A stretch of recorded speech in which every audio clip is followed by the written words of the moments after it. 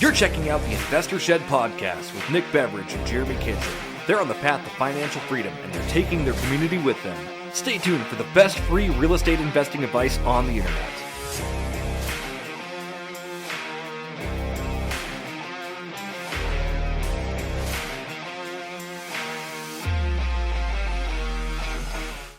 Welcome to the Investor Shed podcast. My name is Nick Beveridge, and you are listening to Season 2, Episode 21. Jeremy Kitchen is my co-host. How are you this morning? I'm getting my steps in while I'm sitting. And you're not. That's a good idea. Speaking of steps, we got TJ Kosen on the episode today. And that's actually a good segue because TJ learned to walk again in real estate and in life. Holy crap, you're going to hear a good story. Oh my goodness. Yeah, TJ is a super cool guy. This is my first time ever meeting him or having a conversation with him, but I got to tell you, I was taking a lot of notes in this episode. He was just packed full of value and coming from abundance and the way he does his business and the way he handles himself, it was really good. Yeah, so if you guys are ready to listen to a higher end investor, somebody doing this on a big scale, tune in because this is your guy. Man, I think before you tune in, you should probably go grab something to eat. Mm-hmm. What do you think? Oh, I think you should get something to eat. What are you thinking about today? Now, I was thinking hard-boiled eggs, if you can get at least 6 of those. Plenty of salt. Make a mess with if you go to Costco, they're usually in a little packet of water, and I usually spill the water all over my jeans. So be careful, get some paper towels, enjoy this episode. You're going to love it. All right, everyone, welcome to the Investor Shed podcast. How's it going today, Nick? It's going pretty well. I have a pretty bad cough today, so I'm going to try not to talk too much, but I'm excited to be here with our guest. Yeah, that's cool. TJ, man, how's it going today? It's doing pretty good. Good to see you guys. Yeah, good to see you too. Thanks so much for hopping on to talk all things investing with us. We definitely appreciate it. So we got TJ on the podcast. TJ, why don't you tell us a little bit about yourself and a little bit about your backstory in investing? Yeah, no problem. Kind of a long story with a lot of those, the graph that says success isn't linear. One of those things like you think you're doing good and then you get fallbacks and stuff. So I started investing in 2006. My first deal was 112 apartment units, which was, in hindsight, maybe not the smartest thing to do because the only problem with 2006 was 2008 was only 2 years around the corner. We knew that mathematically, but we didn't really know what was actually going to happen. So that was fun. Our second deal was 98 units. On both those deals, I think the deals were relatively successful, but the market definitely had a bad impact on us. Kind of went back to San Diego, licked my wounds for a while, flipped a couple of Southern California houses, I guess, back when the prices were cheap. Did some surfing to kind of clear my mind, I guess. And then 8 years ago, moved out to Dallas, kind of restarted the real estate, residential investing company. Really took it from a one deal at a time mindset in San Diego to more of a volume-based business out here. Again, had some hiccups. Backstory, we can get into that too if you want to. And then now we're in North Texas. Do a pretty high volume of our exit strategies are pretty much everything. So I really take it from the deal, like a deal perspective. Exit strategies are a good combination of flip, wholesale, and some rentals when we have enough cash to keep on to them. Mostly residential. Did the commercial thing in 06, kind of, I wouldn't want to say got it out of my system, but just haven't really seen stuff that I liked that much because we haven't been looking for it, because we're really focusing on what works for us. Did some self-storage 2 years ago. That was cool. Made some money on that. So we kind of, like I said, we take it from what makes sense on the deal and then kind of take it from there. Yeah, absolutely. I do want to start with your first deals because you started with over 100 apartment units at once. That's not where a lot of people start in real estate investing. A lot of people start with a single family rental, they rent that out and they kind of go from there, or they start with wholesaling. What made you want to get into commercial right away? I wanted to make sure it's worth my time, I guess. Sure, yeah. Who wants to make 25K when you can make $1 million by just raising rent $100? No, just I don't know. It was a different marketplace. It was a different time for sure. It was easier to find deals, even on LoopNet and online. The deal I found actually was off of Craigslist of all crazy things. Wow, okay. Yeah, I know. So that dates the thing quite a bit. And then it just looked like my family, I guess, had been in rentals and kind of was familiar with real estate, but nothing as a business, more as a thing over here kind of. And so we did a bunch of numbers on the thing. Looked at it. It looked pretty solid. I think we're in about 6.5 grand a unit, so cheap as heck. At the time, we're like, well, I mean, we can buy a house in California for that, or we can buy 112 units in Memphis for that. So it seemed like a no-brainer. Our rehab was going to be about 12 to 15 a unit, something like that. So that gets us to about 21-ish, 22-ish maybe. And then we're looking at an exit price of about 29 to 32 a unit at the time in the current marketplace. So just kind of it kind of made sense. One thing that we really liked about it was the scalability of doing a fairly massive renovation project in a single location. So one of the problems when I transferred into more residential was taking a mindset of we always had like guys on staff, maintenance guys, like just knocking out stuff, doing the same thing over and over again, really cookie cutterifying it. I don't think that's really a word. Yeah, you're good. So changing now to a residential kind of like retail model, I had to change the mindset from being a like a repeating the product because the product is always different in terms of the house or the deal or whatever it is to really repeating the process for getting into the deal and then for analyzing the deal and then getting out of the deal. So with the apartments, it's really easy to repeat the product over and over and over again because you're doing the same thing. You're doing it at the time Navajo white, a very boring color, Hmm. beige carpet, uh, Yeah. beige countertops, and it was 2006, right? So everything was beige. Now I guess it was gray for a while, and now I guess it's white. I don't know, but Yeah, yeah. It kind of color transitions for sure. we really took it from like that repetitive product standpoint to okay, now let's repeat the process to get a bunch of deals, and that's how we were able to kind of grow the volume based business up here. We have I think right now I'm not sure they're actually out there right now doing the meeting, but I think we have about 32 deals on the board in some form or another. So it's more comfortable. Sure, absolutely. Were you living in Memphis at the time? I moved back. So yeah, I moved back. We hired a management company and fired him and sued him and put him out of business. And then we hired another one that didn't work out too well. We're actually still friends with that guy. So I actually moved back, took charge of the project, and kind of made the thing work. We hired maintenance guys, hired staff. Like we had, huge turnover. It's definitely a hire four and keep one kind of thing. But no, I moved back there and kind of did the thing for I was back there full time for about 2.5 years.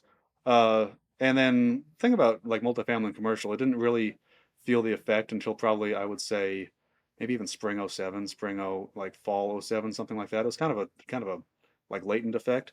So we really didn't know that we were kind of screwed until no, I mean fall '08 maybe. We probably didn't know we were really screwed until about 2009. And then it was kind of chasing, catching the falling knife, chasing the thing. So that was interesting. Sure. Yeah. Were you in the industry before your first deal? Yeah, more or less. I was doing loans. So I was doing loans out of college in California. That's kind of my mindset at the time too. I saw a lot of the subprime stuff. Not that we were big in that space, but we saw the products. We tried to write sensible loans. I don't even know if I did any ninja loans. I don't think I did. But I kind of saw that, and I knew growing up in California, being like kind of acquainted with real estate, how much more California tends to like have these massive swings. So we had crashes in the '80s, we had crashes in the like a blip in the '90s. California got affected in the tech bubble in '01, more or less, and then like not that much, but we were kind of more accustomed to just big swings. And my mindset at the time was like, well, shoot, we didn't see a huge catastrophic like market meltdown coming. Let's go somewhere with more kind of stable growth, stable appreciation, stable cash flow. And that's how we looked at a couple different markets. Actually, Dallas was one. That's how I ended up here, I guess, eventually. Just kind of a long way to get here. Memphis was one. I think we looked at Houston, and I think we looked at maybe Oklahoma City at the time. So Interesting. Yeah, so you're not afraid to invest out of state or anything like that. You're pretty comfortable with all the systems and getting everything all set up, correct? yeah, relatively. We've had limited success like wholesaling. I know some guys do a big volume like virtual wholesale model, and that's really dispo heavy. And really, I think it seems to me to be heavy about putting stuff under contract and then like hoping you can move it. And I don't really have a problem with the business model. It's not really our core competencies. We're really, really good at knowing like really neighborhood wise what's going on in our local submarkets in like North Texas. And North Texas is huge. Like DFW is probably 7 million people. And then we have a ton of little small towns that we target also and pick up deals in. So we like our local market. We do the virtual thing once in a while. We'll do some ads on Google, but we're not really going like really deep into a secondary kind of submarket right now. Awesome. So I'm curious if we can go back to that first deal, if you don't mind. Um, Other than market timing, was there anything else that you learned doing that first deal, or is there any other reason why maybe it didn't work out that well? I think market timing was a huge piece of it. A huge learning experiences. Yeah, you don't go from a kind of dumb 24-year-old kid to doing whatever 15 times 112 is, whatever that is, almost $2 million rehab and not learn shit. Uh, but the problem with lessons is you like to learn them multiple times. So you learn them once, and then you're not really sure it's a mistake. So you learn it again and again until you figure out it's actually a mistake. Um, Yeah, I learned a ton about dealing with contractors for sure, dealing with that much rehab. We pretty much built a rehab crew for the interior, like paint, tile, counters, that kind of thing, like cabinet thing. So that was different to replicate when we then took it from a volume model to a like single asset model. Um, Firing quick, I think we learned, but I'm kind of a nice guy, so I probably still learned that one even now, 16 years later. Like I like to say I think we hire quick and fire quick now instead of like hire necessarily slow and fire quick. Where if someone like if there's an acquisitions guy, they think they're good, if they come in, give them a shot. Like give them a shot. I've always kind of been that way with employees because you can figure out pretty quick if they're actually able to perform. Everyone can take all the tests and the disc or the predictive index or anything, and they say that someone's really fantastic at something. But until you really put them in the seat and figure it out, and if they, you know what was I think probably one of the biggest lessons too was the kind of core values of the company and building a team around wanting to have a common objective. And I think that was huge. Something that we definitely took from kind of the apartments into our current model here. In terms of what I messed up, market timing for sure. I think we probably learning some of those contractor lessons. We probably spent more on the rehab than we really should have. I think that's definitely sure, definitely for sure. Um, Probably upfront due diligence wasn't quite. I mean, it probably wasn't as thorough as it should have been. We knew what we were getting into for sure. It was 10% occupied at the bottom, probably 93% occupied at the peak. So, I mean, we knew what we were getting into in that respect, but we probably didn't do as thorough due diligence on the capitalization needed to get the property just kind of up to where it should have been. That's easy to miss on. I mean, you take, three bids from three different contractors and you pick the middle one and hope maybe he's good, maybe he's not good. It turns out sometimes the cheap guy's good, sometimes the middle guy is good, and sometimes the expensive guy is actually the worst. So there's not like a magic way of doing it, I don't think. No, there's no formula. It's a lot of trial and error. You work with people who work really well with you and find out that, that want to continue working and growing with you, and you just kind of nurture those ones if you can. So, Absolutely. Yeah, for example, my main GC out here, we've had for since we've been out here now, I think it's 9 years. I think our first deal out here was 9 years ago. And just kind of bumped into him. He was actually working for a GC who's a buddy of mine. And then my buddy was kind of too busy and had a different model. So the GC that I use now is a little more high end. And my buddy's thing was doing a bunch of stuff for hedge funds. So it just didn't make as much sense anyway, so he gave him to me and I've been literally using him for like probably 7 years straight. Keep him super busy. So it works well. busy work is good work for contractors too. If you can keep a contractor busy and you can pay them well, like that's buying their allegiance almost. Like, Oh, for sure, for sure. And what I actually found is some of these guys that have a big crew, they have 5 or 6 guys. Obviously, they want to make money, like in the long term. But sometimes, if there's some stuff where, hey, I need something knocked out here that'll take a day, and he can just send a guy and do it, and I'll pay the guy for the day plus a little markup. So it's almost like having people on staff that we don't have to have like full responsibility for the payroll. It's kind of like a good combination of both, where he doesn't need to make necessarily money on sending someone to do some, a garbage disposal goes out on a rental property somewhere. He doesn't need to make money on that, but it saves me from having to call a plumber who definitely wants to make money on it. So it's a good balance. It works out for us. yeah, everybody wins there. That's really good. I do want to talk just about your two big units. So you had your 112 unit. Is that what you said? Yeah, 112 was the first one. The second one was 98. So that was relatively stabilized. It was in a similar submarket.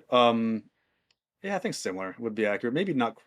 Yeah, they're both C. So if we're talking about C to C, like minus to C plus, I don't know. But no, it was relatively stabilized. It didn't need the big capitalization project. We inherited an amazing property manager at the time, and her daughter actually ended up working for us for probably 4 or 5 years. I'm not sure. You're taking me back a ways. I don't really Sure. remember. Um, and it cash flowed, so it was a good little property. Nice. Yeah, How did you go about buying those? I mean, obviously, because when I started, I kind of started definitely in residential, a lot like Nick here too. Commercial hasn't even been on my radar until recently. Like, how did you go directly into that? Did you have partners, or did you do it all yourself? yeah. I did all the creative stuff that's really popular on Facebook now. I guess I was doing it way back in the day. So the first deal, kind of a combination. It's actually, I mean, lucked out and definitely negotiated well. There's an existing. So the property had been in foreclosure. Some dudes out of Philadelphia bought a 4 or 5 property package out of foreclosure. Used a local private money lender that had banking relationships to get their loan, and then that loan was sort of assumable. You had to like requalify for it, make sure you were good. So I assumed that loan. Used some family money. If you're gonna lose money, like lose your family's money because they'll either forgive you or else they'll, I don't know, they'll never talk to you again. So Yeah, it just yeah. depends on how it works. So we use some of that for the down payment. We didn't bring a whole lot down, maybe 15% or something, I think. The sellers took a 200K second for a 2-year balloon. So basically, the hard money guy, and he was actually really good terms. He had banking relationships, so he had underlying loan. He basically wrapped his loan to us, which was how he got his money. Which is a lot of, a lot of hard money lenders or a lot of like note guys do something similar. And then the seller had their 200K second, which was I think it was a 2-year balloon. I don't recall exactly. So we had the second, and then we had our down payment, and then we had a draw from the hard money lender with his primary line from the bank for a good portion of the rehab. I wouldn't say probably all of it. We've bridged the gap on the rest of it, but a good portion of the rehab. So we did both of those. And the cool thing about the underlying loan, it was actually at like par plus like a point or something like that. So 2006 was a rising interest rate environment. And it might have actually ended up screwing us, come to think of it. But 2004 to 2006, interest rates were rising. So we're kind of mirroring ish what we're seeing now, but very different dynamics in the underlying fundamentals of the market. So our rate, 2007-ish, whenever they stopped dropping rates, when they started seeing stuff coming, our underlying loan reset. Like I think it might have been on a 1 month like adjustment. I'm not sure, with a cap. So our rates actually went down. And if you're going to lose money on a project, I think you'd probably rather lose money sooner. So that might have actually kept us in the deal longer than we would have wanted been otherwise, because now we're seeing, well, our holding cost is going down. So now we're presumably making more money if we capitalize and rent well. But, without being fully acquainted of the problem with something like 2008, you never see exactly how bad something is until you're kind of looking back at it going like, man, that really sucked. When you're in it, you're just trying to do what makes the most sense at the time. Yeah, scrambling to stay alive, basically. Yeah, for So, sure.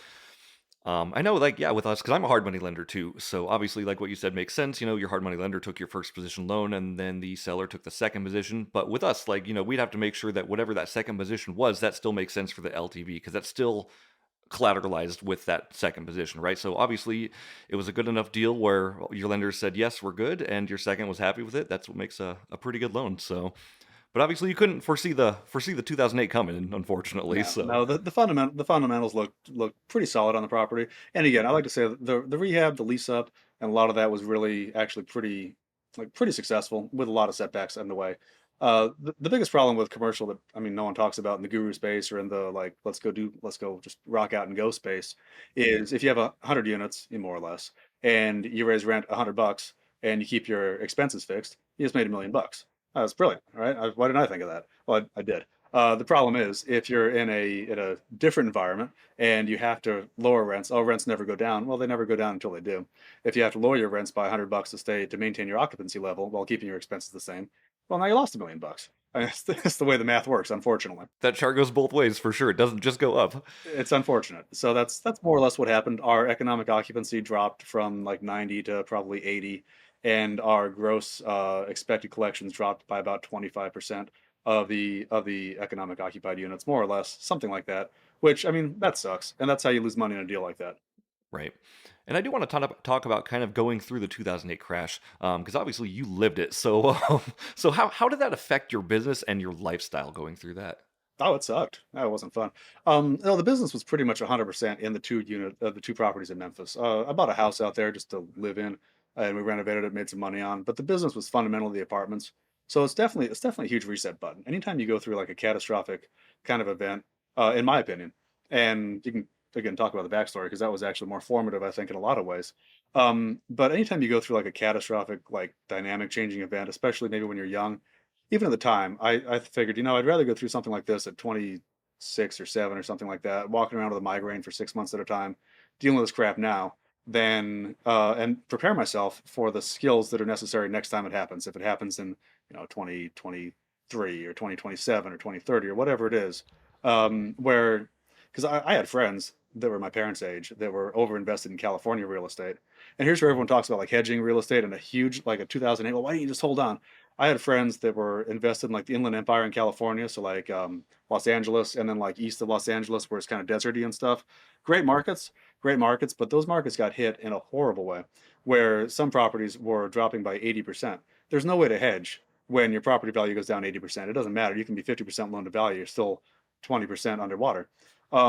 And people that were going through that in their 50s, 60s, 65, 70s, I was buying their properties in the bottom of the crash. We were buying stuff at 45K where the bank was owed 340K doing short sales.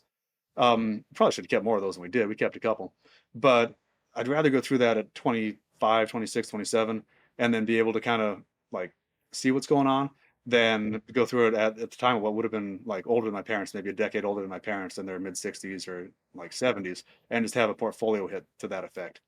So anyway, going through it really sets you up mindset wise to kind of keep going, I think. Do you think we'll ever see that kind of depreciation again, like we saw in 2008? I don't know. Yeah, because I know you mentioned that the fundamentals are way different this time in this recession that we're going through. Do you have kind of a rough idea what you're anticipating for this year or the next couple years? I think we're likely to see kind of consolidation this year, personally. I know in our local market in DFW, we peaked absolutely in, I would say, April, May, June was our peak. And I think and we saw that coming. We kind of saw it coming. We, at our private like group, we told people, hey, sell into strength, refi, like last January, February, telling people refi now to lock in long-term short rate, like low rates if you want to. And we did all this stuff ourselves. And by the way, Q3, Q4, I don't know if it's going to suck, but it's going to not be as fun as it is now. So just like prepare yourself for whatever the suck might be. And so we sold a lot of our kind of speculative stuff in like April, May, June. Sold a ton of flips, kind of the top of the market. I like to say I don't know if those comps now are valid comps. Like they're obviously not to analyze deals now, but everyone's like, well, is the market falling? I don't really think so. I think the comps that are really high up here were kind of just the scramble buying that buyers were desperate to get a deal. They just like wanted to pay whatever they could. So obviously we're not looking at those comps. But does that mean that it's actually the market's actually softened, or does that just mean that those comps that were kind of right there at the peak just really weren't valid to begin with? And I prefer to maybe it's rationalizing. I prefer to think the second option's more likely. And we're definitely seeing a consolidation. We're seeing a lot more velocity in the marketplace than we were Q4, Q3, and Q4. We're seeing more liquidity. We're seeing more picky buyers. We're seeing more seller concessions, but we're seeing again volume in the marketplace where we're moving deals. Between Christmas and New Year's, I think we got 4 sales under contract, and then in January, I don't know exactly, but I think we sold or contracted something like 10 or 12 deals in January, which was a pretty good sized month for us. So we're definitely seeing it like speed up, but we're also getting more creative with our exits. We're definitely being market specific with what's working, what's not working. I think we're likely to see more of that. I think we might see a little more consolidation, a little more settling, but we're seeing like so right now. I think we're seeing more certainty in the market. So we're seeing sellers are aware that it's a new higher interest rate environment. So there's more certainty. Does it mean they like it? No, of course it doesn't mean they like it. But we're seeing the same thing from buyers. Buyers are saying, okay, well, this is the new normal in terms of where rates are at currently and where they're potentially heading more or less. But we're at least kind of aware. Like the Fed's pretty much said, hey, we're going to kind of keep doing this. So what does that mean? It means there's more just certainty. Even if we don't like the direction, we don't like the way it's going. There's just more certainty for the retail consumer and for the sellers, also for us, in terms of kind of directionality. Whereas last fall we had net rising interest rates for a decade, more than a decade. No one knew what the hell was going to happen. I mean, you kind of have an idea, but there's a lot of just recoiling, pulling back among the retail consumers, and we're seeing a little bit of loosening up of that. Interesting. I do kind of want to get into your backstory a little bit, TJ, because obviously we talked about a little bit before the episode. You having to learn to walk again. It's fascinating stuff, and you're here today, and it seems like you're killing it, and you're doing an awesome job. But kind of tell us a little bit about that, if you don't mind. Dude, how much time you got? No, it was fun. Like looking back, it's one of those things. I like to say something I wouldn't ever wish on a worst enemy, but I'm really glad that had the opportunity to go through it, which sounds kind of weird unless you do. It really reevaluated a lot of things. I did a lot of things wrong. I guess our first year in Dallas, so we got married. A lot of things like projectedly wrong, like it's not supposed to work out long term. It turns out they all actually worked out pretty well. I got married in November, I think, 9 years ago now. We bought a couple flips. We bought a flip in Dallas and our primary residence in Dallas. Moved out here in June of 8.5 years ago because we had to wrap up some stuff back in California. My wife started a new job working for us, doing like trying to build the thing. And then the most obnoxious one was we went rock climbing a couple days after her birthday. That's oh well. And anyway, fell about 25 feet while I was belaying coming down. Something malfunctioned on the belay device, and she was actually belaying me, so that's, always fun. But she was trying to pull back on the brake as hard as she could, and just the rope just wasn't catching on the belay device. I don't know what happened, but ended up falling about 25 feet. I remember looking down, going a little fast, and looking up and just seeing the rope go slack in front of me. So hit the ground on my back, like kind of mid back section, shatter my spine, so shatter my L1 vertebrae. Um, just kind of goes like it's called a burst fracture, like basically blows out like that. Anyway, they take me down to the hospital. Can't move my legs, can't feel much. Cracking jokes in the ambulance, so at least I'm in a good mood. That's something at least, yeah. Yeah, right. Anyway, they do all kinds of tests, do kinds of scans and all that stuff. Oh, you got a broken back. It's like, yeah, no shit. I could have told you that walking in here. Oh, that's right. I didn't walk in. I forgot. Anyway, go through like a 6-hour surgery. They put metal rods from like here to here. Tell me I'll probably never walk again. Tell me I'll be lucky to feel below my like injury site again, and then say, good luck. Was in the hospital here 2 weeks. Funny thing was they didn't I hadn't transferred my insurance to Texas yet, so they actually paid to fly me. First time flying private. How awesome is this? I'm in a medical Learjet going to California. Like, wow, that's kind of cool. I don't know how much that cost. Anyway, so they fly me out there. I'm in the hospital for another 8 weeks in San Diego in rehab. And like day one, they ask, "Hey, what are your goals?" I said, "Well, my goals are to walk out of here by the end of the year." Like in business, right? You always need a goal, an objective, and you need a timeline, and you need something they don't really talk about is feasibility. Can I actually do this shit? And so I had a goal. I'm like on a walk, and then I had a timeline out of here by New Year's Eve or by first of the year. And the only thing we didn't really understand was feasibility. Like, is this probable? Like, I don't know. Because no two injuries like that are the same. So you don't really know what your potential is until you're just in there working on it. Had one therapist, not my main one, but one therapist that said, "Well, what are your long-term goals?" And I said, "Well, I want to play tennis in 6 months." And she actually laughed at me. She's like, "Nah, dude, that ain't gonna happen. That's like a short-term goal 6 months from now." That kind of upset me, so we didn't really see that one again. But the main one, her and I were on the same page. Maybe that's where a coach or mentor comes in, right? I don't know. You need someone that's on the same page to try to get you where you want to go. I hadn't really thought of it that way. And bottom line, like long story short, it worked. Like it kind of worked. I hobbled out New Year's Eve because I mean, one of the reasons for that was you got to repay your deductible in January, right? So I walked out with the walker on New Year's Eve. It wasn't very fast. It wasn't great, but it was under my own power. And then the real work began, I guess, because we kind of had to get back to reality. I stayed in California another month for like outpatient therapy. So what I learned from that experience was one, you never see something really, really bad happen. Like I think I already probably learned that in 2008, 2009. But catastrophic crap happens in life and it sucks. And the best way to prepare yourself is to go into the situation being prepared for the unknown unknowns. So falling while rock climbing is a lot different than falling while there's a lady in there that fell and actually broke her back by tripping off a curb. Now, body acceptance and all that stuff, she probably, there's a lot of momentum that hit the curb. So that sucks for her. Like she was heavier. But she had a similar injury to me, falling 5 feet. So go into something prepared and works its way out through the marketplace a lot. Where if you're fall while rock climbing, you're obviously in better shape than if you fall while tripping on a curb, hopefully. So I was already in physical shape. I was already used to, you do legs day or whatever once or twice a week. That shit hurts for 3 days. So you're accustomed to that level of suck because you've just like acclimated your mind to dealing with that. So then when you go through something like a 2008 to 2010 event or breaking your back, and I mean a daily schedule there was uh, an hour and a half of occupational therapy, an hour and a half of physical therapy, and then I basically begged the doctor, said, "Hey, dude, you got all that gym stuff here.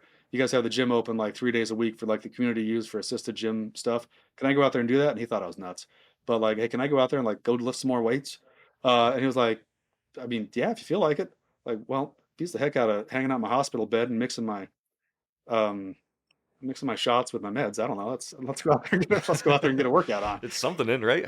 Yeah, something to do. So being accustomed to that level of just pushing yourself is huge. And the one thing I really did learn actually from that event, which now applies to our business life, is going through any really acute event, and you can have that be business, you can have it be trying a new thing, trying a new workout program, trying a new diet program, trying a new business venture, going through a really acute time period. So 10 weeks in the hospital, 4 weeks in like therapy. The only thing that mattered was one thing, was walking better today than I did yesterday. And that's it. None of the flips mattered. We had three going at the time. One lost money, one broke even, and one made a couple bucks. None of that stuff mattered. None of the stuff in Texas mattered. None of the like family or friends even mattered that much. They come by and like hang out, but then they go back to their thing, and you're left like doing your thing by yourself. And they're all great people, obviously. But having just this one thing that's your sole objective is so powerful, and you can't keep up. It's probably 125% of your like maximum potential, like maintenance potential, like long-term potential.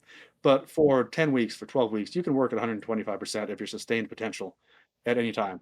And you can do an incredible thing about that. And then you kind of, you fade off, you get other stuff going on, you work down to like 80%, which is a lot more sustainable. But I really learned and applied that in the business where you want to change direction, you want to do something different. Like work that hard for 10, 12 weeks and see what happens. The other thing that's tangential is for me anyway, having my wife by my side was critically important. Where almost at the level of maybe being codependent after that, where we had a hard time like now separating roles again after that. But she slept next to me every night in the hospital for 10 weeks. And it sucked for her. Because she doesn't know if her husband, she's only been married a year, right? And now her husband can't walk. And she doesn't know if he'll ever be able to walk again. It never crossed either one of our minds to not be together. Um, no, that's not. I mean, that's not entirely true. I thought about offing myself once or twice if I wasn't able to walk out. I don't know if that's a motivating thing or like a just a factor of like being in a shitty situation. But it never crossed our minds to not work through this stuff together. So those kind of three things were like just huge in terms of like building the business here in Texas and kind of doing our thing here. No, no, that's it's great. It's awesome knowing how you translated it all into your business, and what was really important to you was, being that 1% better every single day. And it seemed like you got out of it. Obviously, you said you stuck that 10 to 12 weeks out at 125%. That's incredible in any sort of business model, right? Because you hit things hard and then you can kind of back off a little bit and you can enjoy the fruits of your labor. But hard work definitely perseveres, but consistency is king for sure. Kind of talking about the market crash just a little bit more. What advice would you have going forward to say anyone going that, if a crash is coming, if I'm not saying it is, but if, what advice would you give to other investors or other people in general just looking to survive? If something like okay, if something like that happens again, then there's a lot of other misery in the room, so don't feel bad. It's not anything that you did wrong necessarily. A. B. If you prepared yourself by being in a cash or heavy equity position, then your buying opportunities are going to be insane. So take advantage of them. Don't be scared. And the third one that a lot of people, I guess this is really answering the question kind of long, but the third one that a lot of people don't talk about is markets crash for a problem, and it's usually a change in the liquidity environment. So people that think they're going to go are waiting for the first deal. Oh, I'm waiting for the market to crash. They're usually waiting, for a decade for the market to crash, and then they're waiting for it to crash from 80% higher than where they started if they just gotten in and done their thing. Um, don't wait for whatever the fear that you think is going to hit to work. Work with the market that you are in now, regardless of what that market is. Work on the strengths of what's going on in that marketplace now. We're moving a ton of deals. We're being ultra conservative in terms of how we buy, how we either renovate or don't renovate, but we're being ultra conservative. And if the market crashes to 2010 levels, 2008 levels, kind of everyone's screwed. So just enjoy the ride. But if it kind of like settles down like this a little bit, you're going to be competing. If you wait to get in, you're going to be competing against people who are well capitalized, who are well prepared, and have been in the market for a long time, know how to like weather it. So if you think you're going to beat them, good luck. Start working on it now. Get in now and start working on whatever it is you want to do now, because that's going to teach you the skills to be successful. 100%. Like I've always heard too, time in the market is better than timing the market. Yep. So just make sure you're doing your due diligence and try not to do bad deals, but definitely jump in because it's a really good time to be a real estate investor, especially with a lot of scarcity mindset kind of going on in the market. Like people are still like, "What if?" right now. Now's a good time to jump because jump when other people aren't jumping, and that's how you become successful. So There's more fear on the seller side than there has been since way pre-COVID. So we're able to negotiate better. We're able to have long conversations with sellers. We're able to be the adults. I like to say we're able to have these adult conversations with sellers, really informing them of what the realities are in the marketplace. And then I don't even want to say it's necessarily using it to our advantage, like monetarily, but it's using it as a hedge on the back end if we miss. And that's consistently converting for us. awesome. I do want to talk about your wholesaling company as well. So you're based in Texas, correct? Yep, North Dallas. How much volume are you guys doing a year? Well, we got 30 right now, and we'll hopefully turn it over about 4 times this year, more or less. So, relative, I mean, decent. We're not the biggest kids. We're one of the bigger ones in DFW, but we're not the biggest kids in the country, that's for sure. And we don't want to be. We really, we're not. I would say wholesaling is probably 20% of the business. We offer seller financing on a lot of our deals, and we have been doing about 80, probably not 80, probably about 60% flips, and that's really scaled back a lot. But we like taking a deal and then merging an exit strategy with a deal to maximize our profit. We really take it from what are the fundamentals of the deal. So we're doing some novations. We've made 100 grand this year already in novations, and it's already February 13th or something like that. So we're really taking like what's the fundamentals of the deal itself and trying to optimize it as opposed to generating a really high volume business. The math when you scale up a high volume wholesale business as an exclusive exit strategy, just the math gets eh, kind of blah. You're spending a lot in marketing, spending a lot in overhead, spending a lot in commissions. We'd rather pay the guys better for moving a lower volume of deals and then wholesale when it makes sense too.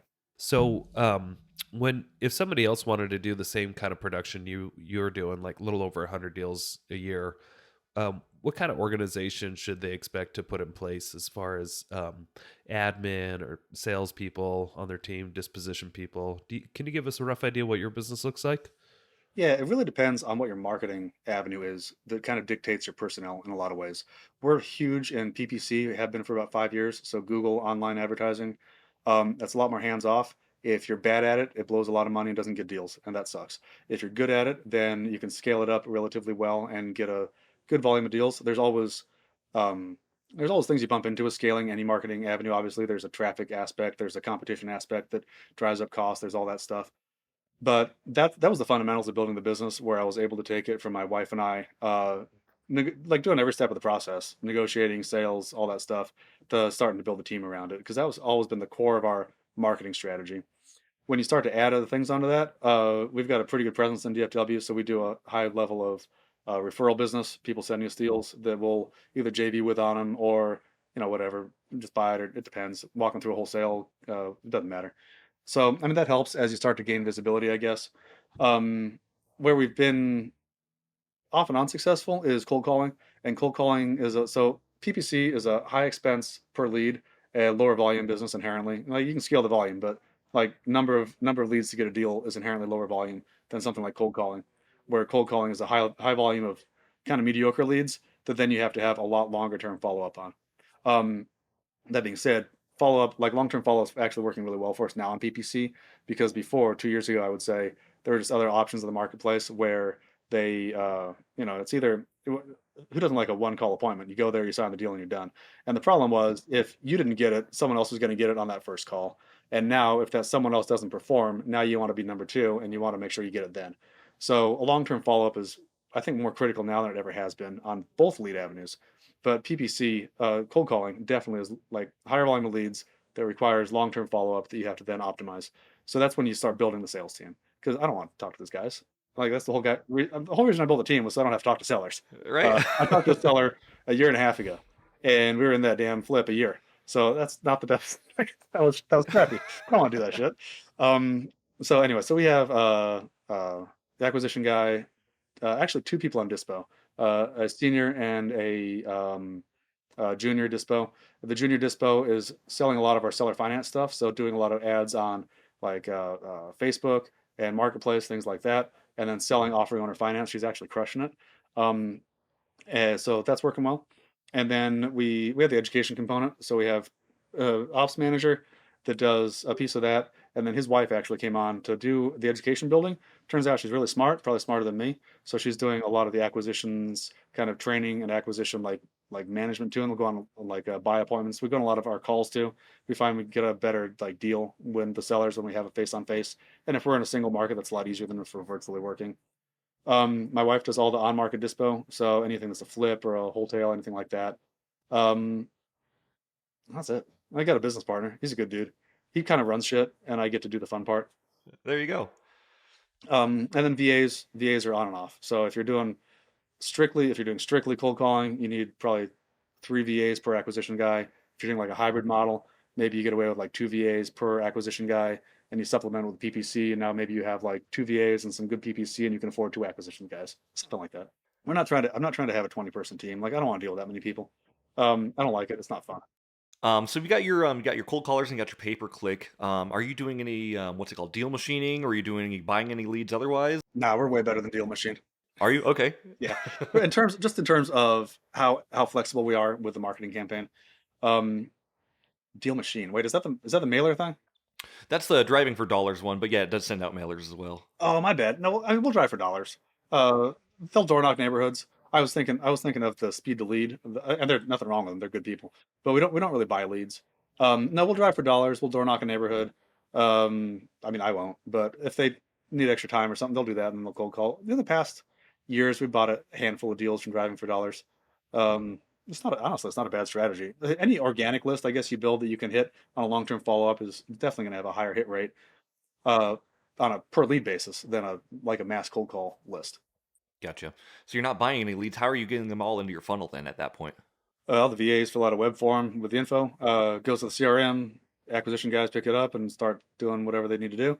PPC actually gets texted out, so we use a relatively basic, semi-custom carrot site, which I mean, it's good in the marketplace. There's a reason we like it. It's easy to customize and it still works well for us. We've tried other websites, and honestly, no offense to them, but we just haven't seen a higher conversion rate with them. And Carrot automatically texts out and emails out to the acquisition team. Uh, when I was doing it all myself, that was awesome because I get a lead at 5 in the morning. I got to wake up and call this guy, but it worked well. And now we have all the like automatic stuff that sends out to the acquisition team that I don't even know how it works.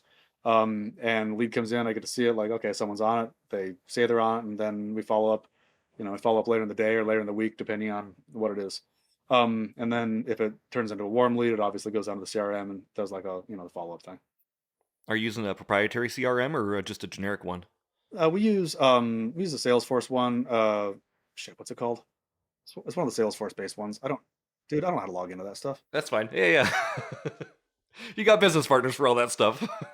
We were using Podio in beast mode, and it worked really, really well. The only problem with Podio is just how clunky it is with like just dealing with shit. It's just not. I don't know. They're a bunch of prissies. They like stuff looking pretty. So the Salesforce based one, it looks prettier. Left main, I think. I think it's left main. Okay. Yeah, whatever's most functional and works best for you. Like I was just curious because I use a pretty generic one, so I was curious. When I was doing it myself, I used an Excel spreadsheet because if I was just doing PPC and I was just negotiating myself, so if a lead came in, I put it in Excel, and if I closed it, I wouldn't even put it in Excel, and if I didn't close it, half the time I probably didn't bother following up with it because I wasn't that good at that because we were still flipping and still taking down deals, so we weren't doing the same kind of volume. So I mean, Excel works. I think that people need to grow into they need to buy something or use something that's just a little bit beyond where they're at. You don't need the Mac Daddy of crap because you end up tracking shit you're not even doing, and that doesn't grow a business. Now you're spending all your time tracking stuff that you're not doing instead of doing the thing that makes you money. So do the shit that makes money. Sorry, I shouldn't cuss. Do the stuff that makes money, and then build the business off of like what's making you money, not a bunch of fancy things unless you need the fancy things. Mm-hmm. I love that. That's good stuff. And we talked a little bit before the podcast too about your accountability in your business. How do you stay accountable in your business, and how do you make it so you're able to grow? Oh God. Well, we just try to dial up the lead thing until we break it, and then we go back and say, hey, what didn't work? Let's figure it out. Every level of accountability is important. So like acquisitions is obviously the lifeblood of the company. Any kind of marketing based company, which is fundamentally what I think a semi volume based company is. It's all acquisitions or lead gen or marketing on that side. So as we build a sales team, hire three and keep one, hire four and keep one. Um, doesn't mean they're bad people. Doesn't mean they're not compatible with real estate. Doesn't even mean they're not knowledgeable.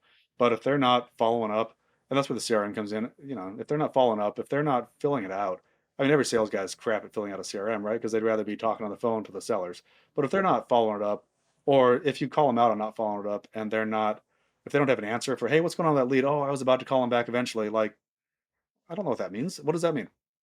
Um, Especially the active leads, that's always a red flag. So if there's an active lead, it's a pre-red flag. If there's a deal that someone has under contract and it's working through the transaction process, maybe they're getting some dead people on title they got to get signatures from or whatever, and it's working through the title process. We have a policy in the company. If you're not touching your active deals, and yeah, my wife does transaction coordinating and whatever. But if you're not like contacting your active contracts that you have under contract right now once a week and giving them an update, and they're not doing that, that's a red flag.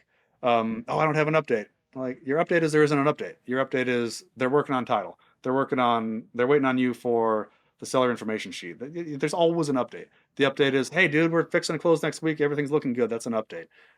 If you're not doing that, how bad are you at like following up the leads that I don't even know that you're not touching? Because that's a lead that you're going to get paid on. This lead over here that you need to call, once a week or once a month. If you're not like, I don't even necessarily know that you're following up with that one. But if you're not following up with the paycheck that you have coming up that you've already hit me up for a draw on that's supposed to be closing next week, if you're not following up with that guy, that's a red flag for everything else down funnel or up funnel, whatever. That's good. What are your 5-year plans kind of going forward, TJ? Like, where do you see yourself going in 5 years? What are you going to be doing with your portfolio? What are you going to be doing with just your business in general? Yeah, absolutely. We're at a nice level where we like with the residential thing. What we're adding on to this volume based thing is we're adding on a lot of seller finance notes. The numbers on that are really, really sexy. The headache on them, low foreclosure rate. So we're going to start raising money for that for underlying financing. Now you can go, obviously you can go to banks or you can sell the notes and all that stuff. So it's a very liquid product, but we're going to be probably raising money for that, for doing a lot higher volume of those. Right now it's maybe 20% of our business, but we're selling most of the notes. And by the time you do the math, it's like, man, we're leaving a ton of money on the table. So we're going to be doing that. We're going to be maintaining or maybe increasing our volume a little bit as we kind of play with the acquisition agent number. So we might add another market again. We've gone on and off on adding markets. We might add like Houston for like a single marketing channel, like a PPC marketing thing. And just build a note portfolio. Keep working on our rentals. Have a decent little group of rentals that we have going on. Once in a while we got to sell them because we run out of money because we have too much stuff going on over here. We need to get some capital for. So just keep on those two things. We're not going to change business models and go deep into like a multifamily or commercial model right now. If there's more pain in the marketplace, I might reevaluate in a year or something like that. But just we're really dialed in, and I don't like to be trying too many different things when we're already really good at something that's working well. I find it easier to get better at what's working well than to try to add something else on. Every time I try to add something on, it takes away from what we're good at. So it suffers. That makes sense, absolutely. Quick question about Texas for you. Is Texas a landlord-friendly state, or is it kind of tenant-friendly over there? I would say it's mixed. I would say it's mixed. It's not as adversarial as California. It's if you look at the articles, Business Insiders, any of the like kind of like clickbait articles, it's going to say, oh, it's way landlord friendly. And in my experience, it's mixed. It's all so there's obviously the landlord tenant statute in any state, but then there's always the jurisdiction that you're doing an eviction in. We do it honestly for a flipping company. We do actually we do a lot of evictions because we'll buy like a lease back. We'll buy like a seller lease like a what do you call it? Tenant in place kind of thing. We'll buy a squatter house, and there's always a compensating price that goes with that. We have to get it for a cheaper price, but it puts us at a competitive advantage over our competition. They can't close on it because you can't wholesale something very well if it's occupied or if it's adversarial. So, so unfortunately, we do more evictions than I'd like. We actually just wrapped one up last week, and we wrapped up. I think we wrapped up two in January, if I remember right. It depends a lot on the county. It depends a lot even on the judge in the county. At the intro level, at the JP level, and then at the appellate level above that, then kind of more sense gets worked into the system where it's a lot more. Now you have a more professional judge that maybe actually knows the law, so you can work it through. Outside the metroplex counties tend to be easier than the like big metro counties. Maybe that's a color of their politics. I don't know, but they tend to be faster with their processing. Interesting. Is it a hard process to go through any eviction in Texas? No, not really. Time consuming? Just time. It's pretty process oriented. There's an appeal period in any state. Even during COVID, there was extra paperwork that you had to do. Maybe we're not evicting for financial causes, and we only had maybe one going during COVID. You're evicting for tenant, tenants are suffering, so overstay their lease, or a rule breaking thing, something like that. Um, then evictions in, unfortunately, Tennessee, California, and Texas. I would say Tennessee was actually easier than Texas and California. The evictions that we had were relatively straightforward, so they weren't bad. But the state itself tends to be a little more difficult, I think. Sure. And I've heard Tennessee's actually a really good area to be renting in. I don't have anything out there, but I just put on my radar to start looking in the Memphis kind of metropolitan area for sure. So, The apartments that we had, honestly, the numbers that they're selling for now, they don't make any sense to me. But the houses in those like submarkets are actually really really solid little deals. So they're really solid. I probably should have bought a bunch of those. I probably should have bought 200 houses, 15 years ago instead of 200 apartment units. But yeah, it's definitely a good renter's market in a lot of ways. awesome. Well, Nick, do you have anything before we kind of get into the final wind down? This has been a really good episode, by the way. No, I appreciate it. I'm just taking notes here because I've been looking in Memphis too. And I recently kind of got that feedback too from an agent that does a lot of business out there. He told me, hey, multifamily around here is like, just forget it. Just focus on the houses, the single family homes. And it's just kind of funny to hear that you're saying the same thing. In that respect, I know one of the biggest commercial brokers in Memphis. I can introduce him to you if you want. He moves a lot of multifamily. Um, I don't know how in tune he is with the like day-to-day operations of the headaches of the markets themselves. He knows what moves sales and like liquidity and that side. Um, where I guess you asked where I maybe messed up. We messed up in terms of I think we are actually in a subdivision and a submarket that was a little overbuilt for the inventory. At the time, we were the cheapest thing, and we sold for with a lot of other stuff that had moved at a lot higher price. When the market shifted and changed, a lot of the maybe even A minus and B stuff really kind of drew our tenant base out of our submarket, which made us less competitive. And I don't think I really understood that our apartments in those markets are actually probably overbuilt for what was going on. Now there's actually a lot less inventory available. There's been a lot of demos or like just apartment units that completely closed up. So now it's a very different market. But our second property, for example, sold recently, 2 years ago, I think, for just a number that doesn't make any sense to me. A number that's very comparable price per unit to the houses in the same submarket. It doesn't make sense for price wise. Like on paper, yeah, you do the math on the cash flow and all that stuff, and yeah, it makes sense like scalability. But it doesn't make sense from a tenant wise. Why can I rent an apartment for this price when I can rent a house for $75 more, like 2 blocks over? I personally don't get it, and maybe it's just maybe I just choose to be ignorant of it. I don't know. Yeah. Investing's weird sometimes, that's for sure. Like it never makes sense until it does. But real quick too, what is the median home price in the Dallas Fort Worth area? 380, 400. It's too much. It's too much. It's going up though. It's still a ton of people moving here. Ton of good fundamentals, I think. Gotcha. We had that in Idaho definitely with the beginning of COVID. Our medium home price is what, 525 right now, Nick? Ooh, in the whole Yeah, state. it's insane. Yeah, it jumped up like 200 grand in 2 years. Yeah. It was pretty bizarre. So my wife and I bought our first house. Obviously, it was 300,000. Within a year, it appraised at 525. We got a HELOC, and that's how I invest. I use my HELOC to buy all my other investments. So it just gave me free investing money, and then we just recycle that and reuse it for other things. It's been pretty well. But I feel bad for anyone buying at that 525 range because I'm like, that's tough. That's a $500,000 house just for your primary. It's hard. It's a weird thing for sure, but we're gonna get into the final questions here, if that's okay, TJ. If you had one business or investing book you recommend every single investor read, what would that be? Oh geez. I like psychological books and I like history books. Yeah. Well, what's worked for you? I don't have a Bible. Actually, right now I'm reading. It's kind of funny. I'm reading biography on Jesse Livermore. He was a speculative stock trader in the turn of the century, so 1900 to like 1940. I think he killed himself in 1940 something or another. And it's a really interesting understanding of psychology of market dynamics because stocks obviously move a lot quicker than real estate in terms of like market cycles. So I think it's very, very interesting, like fascinating how much you can capitalize on an up on a good wave or a good fortune even, and how much a bad wave or something negative can impact you. So I'm really reading that right now. It's fascinating. I love the guy. He's brilliant. Um, Unfortunate outcome. I think everyone starts with Rich Dad Poor Dad. So I mean, yeah, I've read all those books, but I don't really read them that much anymore. Yeah. They're always good to go back to every now and then. I feel like every time I read Rich Dad, I get one or two more little nuggets that I didn't read the first read through, and it's always just good to refresh yourself for sure. What advice would you give newer investors looking to get started on their first or second real estate deal? Yeah, one of two options. Either find someone that's already crushing it and bring them value, either be an employee or bring them a deal or bring them something. Because if all you have is a little bitty nest egg, whatever that number is, 20K, 100K, a million, doesn't matter. That's all you got. Don't lose that and don't screw it up on your first deal. So bring someone that knows what they're doing value. Either bring them a deal or bring them your time or just come and work for them. Come and work for someone like me.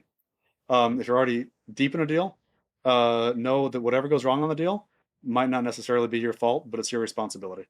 So buckle down, take responsibility for the outcome, and work your butt off. And a lot of people do their first deal, make a killing on it, and do very well with it. So don't be scared. Next tip is start now. Whatever avenue you pick, just start now. I love that. That's good stuff. The next one is if you had $30 million just gifted to one of your bank accounts, what's the first thing you would spend that on? Every time the lottery hits $1 billion, I buy like one ticket because it's $2, and I do it on my phone. It's an app. So what's the math on that? The math on that is if there's a 1 in 300 million chance of winning $1 billion on the lottery. Okay, so if you buy one ticket, you get 1 in 300 million. Well, if you don't buy a ticket, you get 0 in 300 million. So it's like an infinitely better possibility of winning if you do buy a ticket than if you don't buy a ticket. So that's how I work on the math on that. Um, I would buy, you know what? I would probably buy a couple of rentals and I'd buy some notes and I'd try to shoot for about a 8 to 10% return and live on the cash flow. And then I'd probably keep doing what I'm doing because I'd probably keep this. That allows me to now buy into equity and allows us to now keep more of the deals that we really think we should be keeping anyway, that we have to sell to eat. I don't think I'd probably go crazy and change business models unless I saw a great opportunity.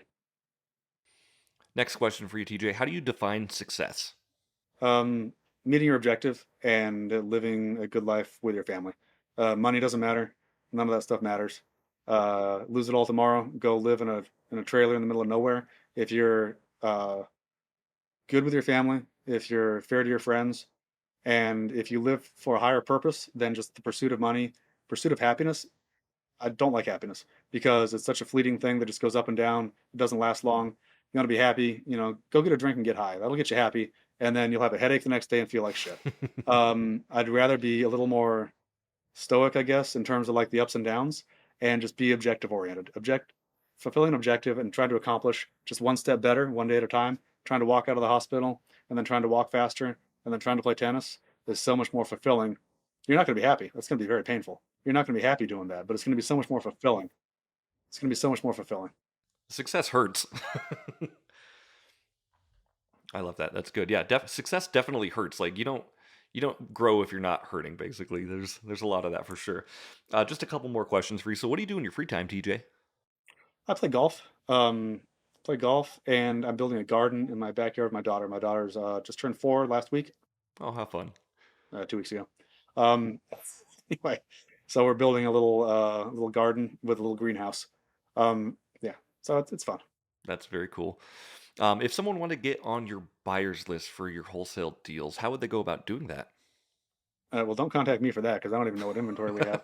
No, hit me up, send me an email. tjkosen@gmail is my personal email, easy to get a hold of me. And we got the team out here; they'll get you hooked up. We dispo our stuff all over the place, so I don't. Well, obviously, we have a master list in the company, but we don't have like a single one spot that we put everything on. Sure. Okay. Next question too is how would anyone get a hold of you on any of your social media channels other than your email if they wanted to follow along with what you're doing? Oh yeah, TJ Kosen is my Instagram. Pretty active on Facebook. TJ Kosen also on Facebook. Because I'm a really creative guy. I got tjkosen.com. Hey, that's great.